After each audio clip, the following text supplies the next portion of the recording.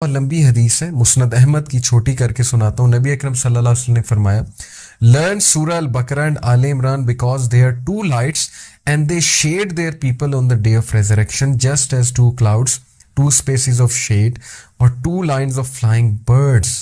The Quran will meet its companion in the shape of a pale-faced man on the day of resurrection when his grave is opened. The Quran will ask him, "Do you know me?" The man will say, "I do not know you." بڑی خوبصورت حدیث ہے کہ قرآن ایک پیل shape مین کی صورت میں انسان سے قبر میں ملے گا، یعنی ایک انسان کی صورت اختیار کر کے، اور پوچھے گا کہ کیا تم جانتے ہو میں کون ہوں؟ شخص کہے گا نہیں. The Quran will say, "I am your companion, the Quran which has brought you thirst during the heat and made you stay up during the night. Every merchant has his certain trade, but this day you are behind all types of trade.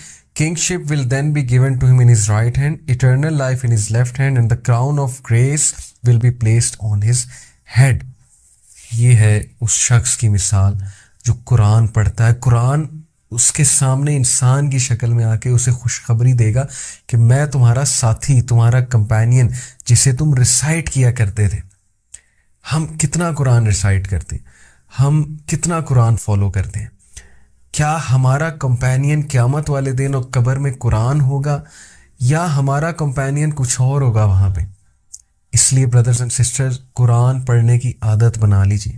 اگر آپ کو میری ٹپ چاہیے تو ہر نماز کے بعد، نہ صرف رمضان میں بلکہ ہر دن، رمضان کے بعد بھی ہر مہینے، پورا سال، میرے سے ٹپ لے لیجیے کہ ہر نماز کے بعد 10 آیاز، 20 آیاز، 30 آیاز، جتنی آپ کی استطاعت ہے، ہر نماز کے بعد پڑھنا شروع کر دیں.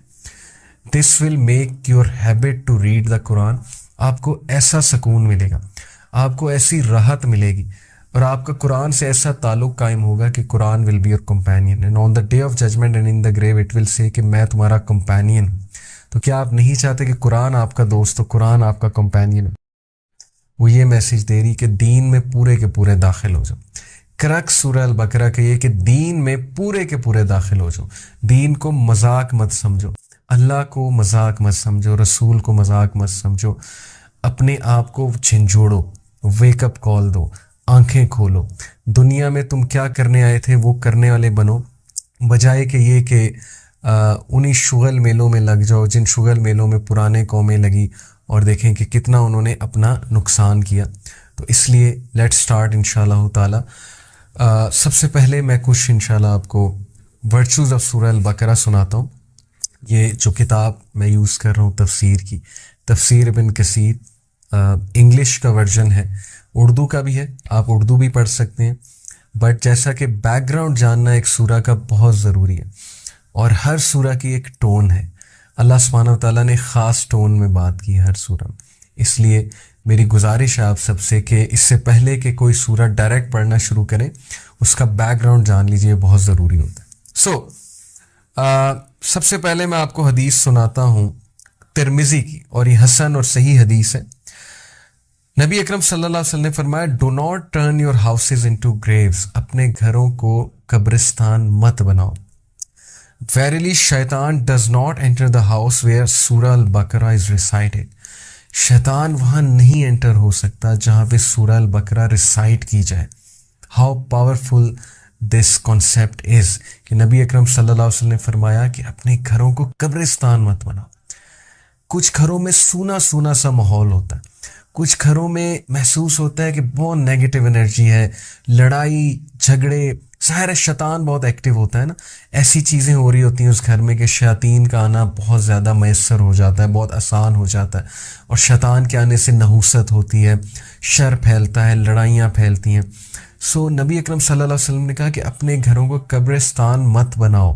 قبروں جیسا ماحول مت بناؤ کہ سب ڈیڈ ہیں وہاں پہ اور کوئی ایکٹیویٹی نہیں ہو رہی. ایکٹیویٹی ایز ان کہ جسے کہتے ہیں نا زندہ دل، جہاں اللہ کی بات ہو، رسول کی بات ہو. جیسے آپ نے دیکھا ہے کہ ایک باغ ہے، وہاں مرجھائے ہوئے پودے ہیں، اور ایک باغ ہے کہ وہاں پر کھلے ہوئے پودے.